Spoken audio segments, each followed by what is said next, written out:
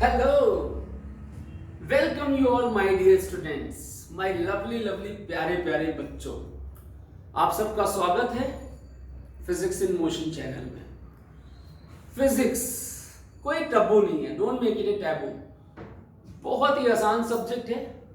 You can just play with physics. थोड़ा सा hard work, थोड़ा सा सिस्टमैटिक स्टडी, फॉर्मूलों को कैसे याद रखना है, शॉर्ट नोट्स कैसे बनाने हैं, लास्ट मोमेंट में रिवीजन कैसे करना है। अगर ये बातें आपको समझ में अच्छे से आ जाती हैं तो बढ़िया एग्जामिनेशन आप दे सकते हैं। कहीं कुछ डरने की जरूरत नहीं है। चाहे वो आप सीबीएसई के लिए प्रिपेयर कर रहे हो, नीट के लिए प्रिपेयर कर रहे हो या जेई के लिए प्रिपेयर कर रहे हैं, बेसिक फाउंडेशन बहुत स्ट्रांग होनी चाहिए। जितनी स्ट्रांग हो उतना बढ़िया है। कॉन्सेप्ट्स को ध्यान से स्टडी करना चाहिए। एनसीईआरटी पे पूरा फोकस बना के रखना चाहिए। हाँ, इस बात से मैं आपकी एग्री करता हूं। कई बच्चों के कमेंट्स आते हैं कि सर एनसीईआरटी की लाइनें समझ में नहीं आती, बहुत कॉम्प्लिकेटेड लिखी हुई है। तो ऐसा है बेटा, उसमें थोड़ा कंप्रेस्ड फॉर्म में लिखा हुआ है। आप उसको इलैबोरेट कर सकते हैं, सिंप्लीफाई कर सकते हैं, अपने खुद के नोट्स बना सकते हैं। जो टीचर्स आपको पढ़ा रहे हैं उनके नोट्स बहुत अच्छे से फॉलो कर सकते हैं, फॉर्मूलों की फ्लो चार्टिंग कर सकते हैं। तो क्या होना चाहिए एग्जैक्ट स्ट्रेटेजी फिजिक्स स्टडी करने के लिए, एनसीईआरटी को मास्टर करने के लिए, और साथ में अलग अलग कॉम्पिटिटिव एग्जामिनेशंस के लिए और भी बहुत डिफरेंट वैरायटी के questions including previous years questions कैसे करने चाहिए, उस सब के बारे में मैं आपसे डिस्कस करना चाहता हूं। तो इन पर्टिकुलरली सबसे पहले जब भी आप किसी भी क्लास में जाते हैं, सबसे पहले अपने टेक्स्ट को पढ़िए। जो टेक्स्ट है, एक बार जो टॉपिक होने वाला है, जैसे सपोज करिए आप ऑसिलेशंस पढ़ना चाहते हैं 11th क्लास में, तो एक बार उसको पढ़ के जाइए। ऑब्वियसली पहली बार अपने आप पढ़ने से वो इतना समझ में नहीं आता। थोड़ा सा हर बच्चे का अपना अपना स्टेट होता है कि भाई कोई 30% एब्जॉर्ब कर लेता है पहली बार में, कोई 20% एब्जॉर्ब करता है, कोई 50% एब्जॉर्ब कर लेता है, कोई 5% एब्जॉर्ब कर पाता है। तो उससे परेशान होने की जरूरत नहीं, आप सीधा पढ़ के जाइए। क्योंकि जब टीचर आपको वो पढ़ाएगा क्लास में, आपके जब वो लेक्चर होगा, तो एटलीस्ट आप उसके टॉपिक्स के नाम तो जानते होंगे, आप उसको एब्जॉर्ब कर पाएंगे। आपने क्या पढ़ा था और अब क्या पढ़ रहे हैं उसको आप कोरिलेट कर पाएंगे। तो pre reading of text is very very essential. फिर क्लास के जाने के बाद जो आपको कॉन्सेप्ट पढ़ाया गया है उसके पॉइंट्स को नोट डाउन करिए, अपने नोट्स बनाइए, क्वेश्चंस को, जो भी टॉपिक पढ़ा है उसके क्वेश्चंस, कितने कॉन्सेप्चुअल क्वेश्चन है, क्या क्या पॉइंट्स हैं, उनको अपनी लैंग्वेज में मेमोराइज करिए। उसको अगर हमें एग्जाम में इंग्लिश में लिखना है तो उसको इंग्लिश में कन्वर्ट करना इजी है। अगर आप उस चीज को समझते हैं तो you can convert and right it down on your own. तो अपने नोट्स बनाइए, क्वेश्चन सॉल्व करिए, एनसीईआरटी क्वेश्चन सॉल्व करिए, इन टेक्स्ट हो चाहे एक्सरसाइज की क्वेश्चन हो, उनको सॉल्व करना बहुत जरूरी है बेटा। जब आप उनको सॉल्व करते हैं उसके बाद अपने नोट्स को रिवाइज करिए, जितना होमवर्क दिया गया है उसको कंप्लीट करिए, जितने मेन टॉपिक्स हैं और जो मेन पॉइंट्स, इंपॉर्टेंट पॉइंट्स आते हैं उनको हाईलाइट करिए। ये सारी चीजें बहुत जरूरी हैं। और सारा कंप्लीट करने के बाद क्वेश्चंस को कम से कम एक हफ्ते के अंदर दोबारा रिवाइज करिए, ताकि आपका मेमोरी ग्राफ जो है वो मेंटेन रहे, उसका लॉस ना हो। तो आपने रिवीजन जरूर करना है, इस बात को दिमाग में फिट कर लीजिए, गांठ बांध लीजिए कि यार तोड़ देना है, इस बार छोड़ेंगे नहीं। समझ रहे हैं मेरी बात को? तो इन पर्टिकुलरली अपने आप, जैसे आपने कोई टॉपिक पढ़ा, जो भी टॉपिक पढ़ा, अपने आप से क्वेश्चन बनाइए कि भाई इसमें ऐसा कैसे हो सकता है, ऐसा कैसे हो सकता है, लेकिन healthy questions, examination oriented questions, concept oriented questions बनाइए, उनका आंसर दीजिए। अगर दो चार फ्रेंड्स का, आपका ज्यादा भी नहीं, 2 या 4 बस, 2 3 4, 3 भी है बीच में, ठीक है, तो इनका ग्रुप बना लीजिए, आपस में क्वेश्चंस करिए, एक क्विज टाइप कंडक्ट करिए कि हाँ भाई तूने क्या पढ़ा है, यार तू बता, भाई मैं भी बता रहा हूं। आप अपने दोस्त को टीच करिए, वो एक टॉपिक आपको टीच करे। जब आप किसी चीज को पढ़ाते हैं तो आपका मेंटल लेवल बहुत बहुत और बहुत बढ़ जाता है। तो पढ़ाने की कोशिश करिए, नहीं आता कोई बात नहीं यार, ट्राई तो करेंगे। पढ़ाने की कोशिश करिए, कि हाँ ये टॉपिक्स मैंने पढ़े, इनमें ये रिजल्ट्स हैं, इनके ये फॉर्मूले हैं। Are you getting what I want to say? अगर आप ऐसा करना शुरू करते हैं, आप देखेंगे विद इन ए वीक आप अपने लेवल को बढ़िया लेके जाएंगे। You will start playing with physics यार, you will start loving physics and that's what I want. Physics बहुत ही प्यारा सब्जेक्ट है, आपको इससे प्यार हो जाएगा, मजा आएगा आपको। और जिस दिन इससे प्यार हो गया ना, ये आपको सक्सेस की सीढ़ियां चढ़ाता ही रहेगा, चढ़ाता ही रहेगा, आप कभी भी डाउन नहीं आएंगे। अपने 25 साल के एक्सपीरियंस में मैंने बहुत बच्चों को फ्लोरिश होते हुए देखा है। बहुत सारे डॉक्टर्स, बहुत सारे engineers, they have gone through me. और अब ये बातें अभी हम चैनल पे बात कर रहे हैं, जब हम क्लासरूम में पढ़ाते हैं, there are more than 700 students जो हर साल हमसे कोचिंग ले रहे होते हैं। मोर देन 700 स्टूडेंट्स जो हर साल हमसे कोचिंग ले रहे होते हैं। और पिछले 20 से 25 साल, इनफैक्ट 25 से भी ज्यादा हो गए होंगे शायद, जो बच्चे जानते हैं, तो दे have gone successful through us. But the thing is, जो फॉलो करते हैं, बात पे चिपक जाते हैं, उनकी सक्सेस बहुत आसान हो जाती है। और जो फॉलो नहीं करते, थोड़ा टाइम लगता है, फॉलो करने लग जाते हैं। फॉलो तो करना ही पड़ता है, आपको अपने मेंटर की इंस्ट्रक्शंस फॉलो करने भी चाहिए, है ना, अगर आपको आगे बढ़ना है। तो ये सारी स्ट्रेटेजी है। तो बेसिकली मैं आपसे ये डिस्कस करना चाहता था कि एनसीईआरटी फिजिक्स कैसे पढ़ें। तो आते हैं जरा, सबसे पहले go through your NCERT book, make a complete list of derivations, formulae, experiments and revise them regularly. और इतना लंबा पोर्शन बार बार रिवाइज करने से अच्छा है कि हम शॉर्ट नोट्स बना लें। हम शॉर्ट नोट्स बना लें, एक कॉपी फॉर्मूला लिस्टिंग की, फॉर्मूला फ्लो चार्टिंग की बना लें। जैसा कि आपने जो भी फॉर्मूले पढ़े हैं, तो इन पर्टिकुलरली इस टॉपिक के, इस जैसे सपोज करो आप फोर्स पढ़ रहे हो, आप किसी भी क्लास में हैं, जेई के लिए प्रिपेयर कर रहे हैं, नीट के लिए कर रहे हैं, या स्कूल एग्जामिनेशन के लिए प्रिपेयर कर रहे हैं, उसके हिसाब से उस टॉपिक के जितने फॉर्मूले होते हैं उनके नोट्स अलग से बना के रखिए, तो आपको फॉर्मूला रिवाइज करना इजी रहेगा। उन फॉर्मूलों को मगअप करिए, स्क्रिबल करिए। Self memorisation that is very effective technique, very effective technique. आपको बताया मैंने, टीचिंग सेल्फ मेमोराइजेशन बहुत इंपॉर्टेंट है। हर टाइम किताब लेके बैठे रहने की जरूरत नहीं है, सेल्फ मेमोराइजेशन करिए। यार आज क्या पढ़ा था? फोर्स पढ़ाया था सर ने, फोर्स पढ़ाया था। फोर्स में क्या क्या पढ़ा था? 3 लॉज पढ़े थे। इन लॉज में क्या क्या बताया लॉज ऑफ मोशन के अंदर टीचर ने, तो वो चीजें आपको ध्यान रखनी है। कौन कौन से फॉर्मूले थे? इंपल्स पढ़ा था तो क्या फॉर्मूला था, रॉकेट प्रोपल्शन पढ़ा है तो क्या फॉर्मूला है, फ्रिक्शन में क्या क्या बातें याद रखनी, कितने कॉन्सेप्चुअल थे, कितने ही होते हैं यार, 40-45 पॉइंट होते हैं टोटल पूरे चैप्टर के अंदर, समझ रहे हैं, 10-12 फॉर्मूले होते हैं, याद कर लो। 2-4 बार रिवाइज करोगे, सेल्फ मेमोराइज करोगे, रट जाएंगे, आपको कॉन्फिडेंस आने लग जाएगा। और जब कॉन्फिडेंस आने लग जाता है ना, और क्वेश्चन बनने लग जाते हैं, मजा आने लग जाता है। जब तक क्वेश्चन नहीं बनते, अगर देखो हम कहते हैं हमसे न्यूमेरिकल नहीं सॉल्व हो रहा, क्यों नहीं सॉल्व हो रहा? उसका फॉर्मूला तो रिकॉल करके देखो। अब कहते हैं सर फॉर्मूला याद नहीं है। यार फॉर्मूला जब याद नहीं किया तो क्वेश्चन कैसे बनेगा? Learn the concept, learn from the roots, learn from the roots. Roots, जड़ें मजबूत करिए बेटा। जड़ें मजबूत हो गई, फॉर्मूला याद हो गया, वैल्यू तो पुट करनी है। कई बार डायरेक्ट नहीं होता, इनडायरेक्ट होता है, तो पहले डायरेक्ट की आदत पड़ जाती है, धीरे धीरे इनडायरेक्ट की आदत पड़ जाती है, आपका लेवल बढ़ने लग जाता है। That is the main thing that you have to do and I want you to do it. मैं सचमुच दिल से ये चाहता हूं कि आप सक्सेसफुल हो, तभी मैं आपको ये बातें डिस्कस कर रहा हूं। ये हमारी क्लासरूम में हम लोग हमेशा डिस्कस करते रहते हैं कि भाई ऐसे करो, वैसे करो, है ना। बच्चे करते भी हैं और आप भी करेंगे, मुझे पूरा यकीन है इस बात का। और यही यकीन रखते हुए मैं आपसे ये बात डिस्कस कर रहा हूँ। भाई आप इतना प्यार दे रहे हैं इस चैनल को, इतने लेक्चर्स देखते हैं, तो मेरा भी तो फर्ज बनता है ना कि मैं आपकी हेल्प करूं, ठीक है। और हाँ, अगर अभी तक आपने सब्सक्राइब नहीं किया है चैनल को तो सब्सक्राइब कर लो ना, सब्सक्राइब करिए, लाइक बटन प्रेस करिए, हमें भी मोटिवेशन मिलता है। We are also human beings, teacher है तो क्या हुआ, वी ऑल्सो गेट मोटिवेटेड, है ना। आपको जैसे मोटिवेशन मिलता है किसी चीज से, हमें भी मोटिवेशन मिल सकता है। अपने छोटे भाई बहनों को, जो आपके फ्रेंड्स हैं, उनको रिकमेंड करिए चैनल, है ना। और अगर किसी चीज की आपको जरूरत है, किसी पर्टिकुलर टॉपिक की, आप कमेंट्स में मेंशन करिए, I will surely help you out, I am there to help you out, I want to help you out.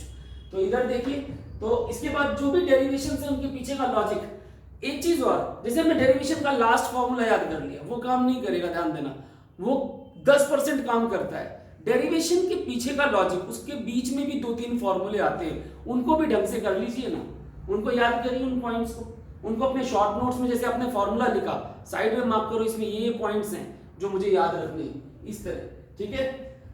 Numerical part आपके कॉन्सेप्चुअल और फॉर्मूले याद होने के बाद ही सॉल्व होगा और धीरे धीरे उठना शुरू हो जाएगा। क्लियर? तो आपका कॉन्सेप्ट भी और न्यूमेरिकल भी दोनों ही सुपर स्ट्रॉन्ग होने चाहिए, ठीक है। अगर आप सीबीएसई के लिए प्रिपेयर कर रहे हैं तो कंप्लीट करने के बाद सीबीएसई सैंपल पेपर को देखिए। जैसे कि मैंने फर्स्ट टर्म का सैंपल पेपर जब आपसे डिस्कस किया था, याद होगा, एग्जाम से पहले मैंने काफी एक क्वेश्चन बताया, उसके साथ काफी सारे पॉइंट्स बताए कि भाई ये क्वेश्चन है, सीबीएसई ने निकाला है सैंपल पेपर में, इससे रिलेटेड ये पॉइंट्स हैं और ये एग्जाम में आ सकते हैं। और आपने देखा है, कई बच्चों ने देखा है 80% पेपर उसी मैचिंग पे आया है और बच्चों ने सॉल्व भी किया है। बहुत बच्चों के 35 on 35, 34, 33 बहुत बच्चों के मार्क्स हैं। तो इट टोटली डिपेंड्स कि आपने कितना इफेक्टिवली उसको ग्रैब किया है।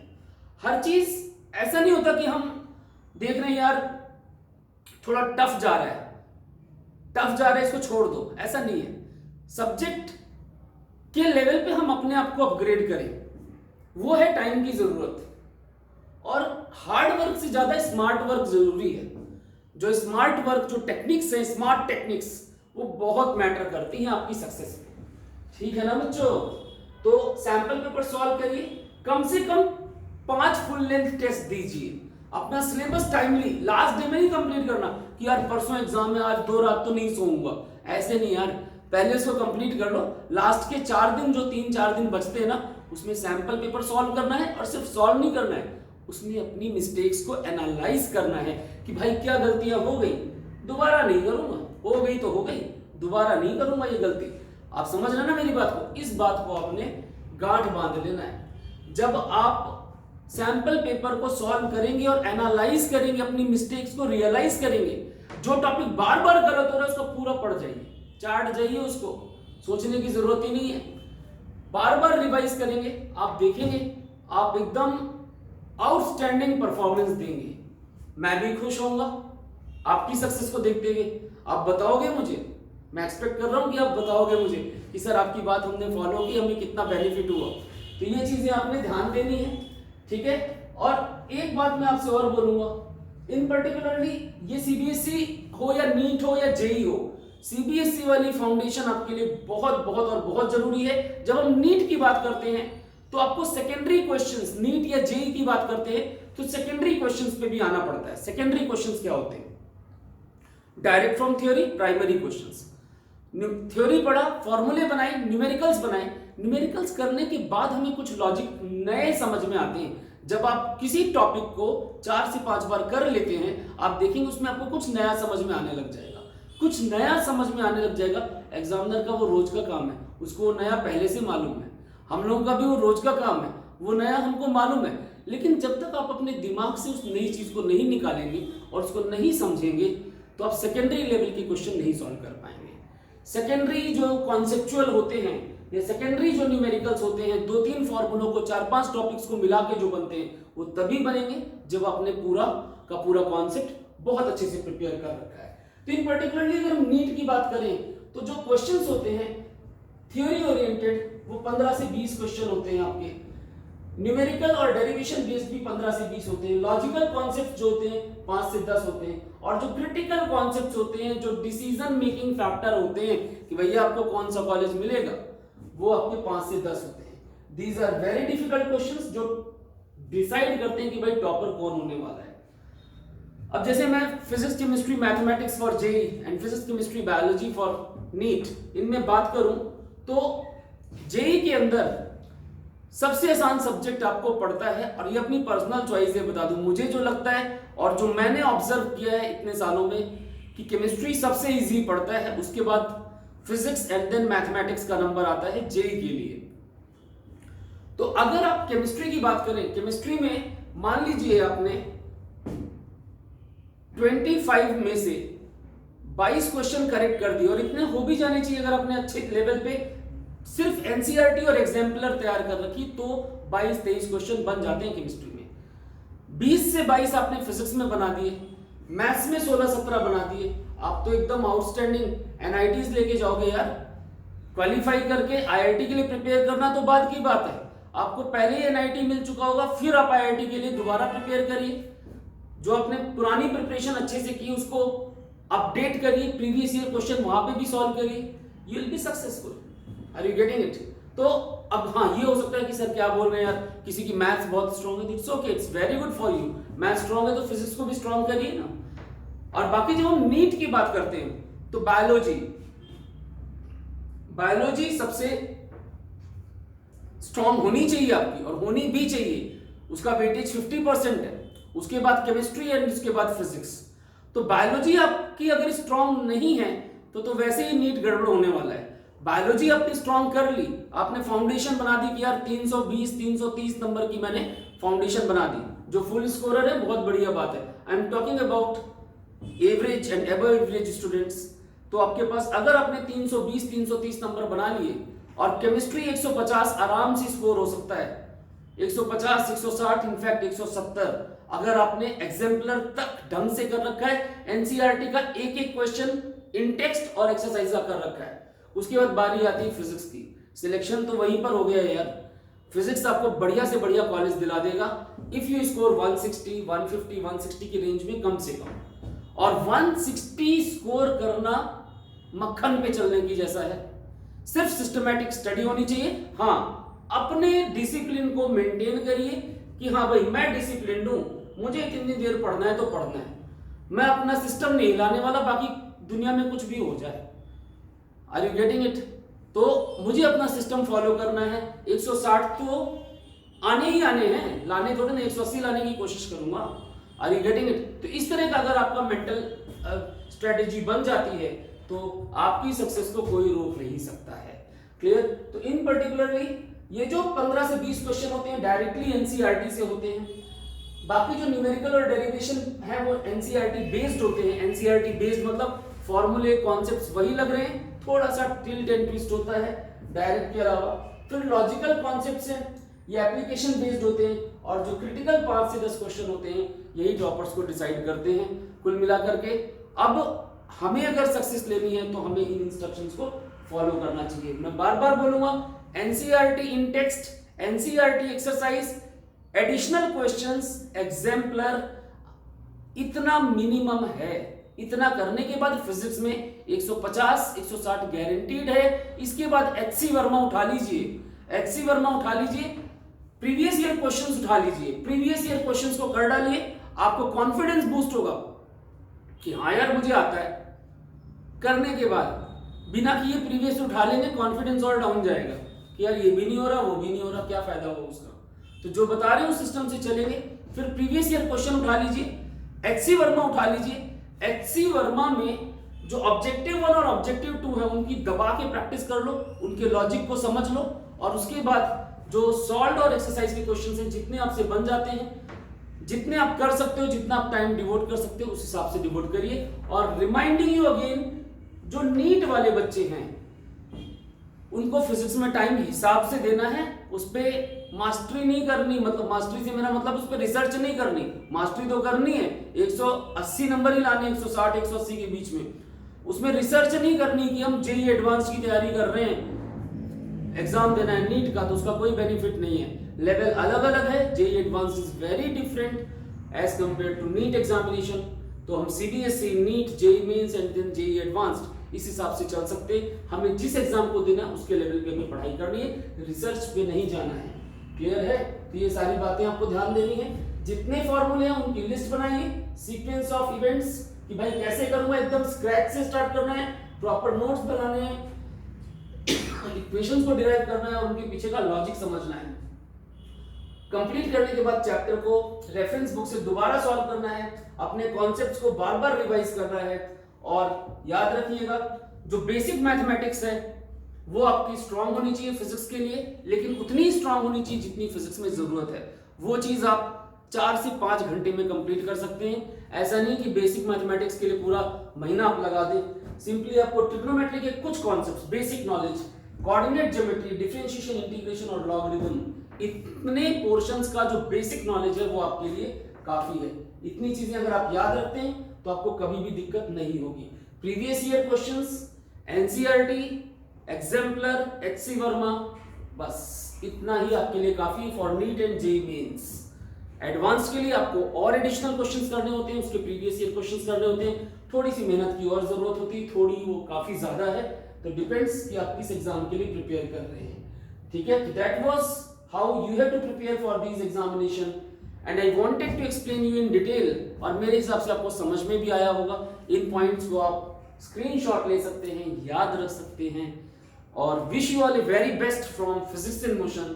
आई want you all to be successful. मैं चाहता हूं from the deepest core of my heart, मैं चाहता हूं कि आप सक्सेसफुल हो, और मेरी तरफ से बेस्ट विशेस आपके लिए।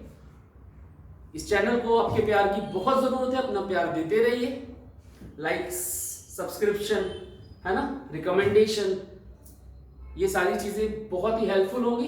एंड जो भी आप कमेंट देंगे सब्जेक्ट से रिलेटेड कि सर इस चीज की जरूरत है, तो I am always there to help you out. You can join our Telegram channel, WhatsApp link भी दे रखा है मैंने वीडियोस में, डिस्क्रिप्शन में दे रखा है, तो ये सारी चीजें आप ज्वाइन कर सकते हैं, अपने कमेंट्स दे सकते हैं, आपको जो जरूरत है that I am ready to provide you.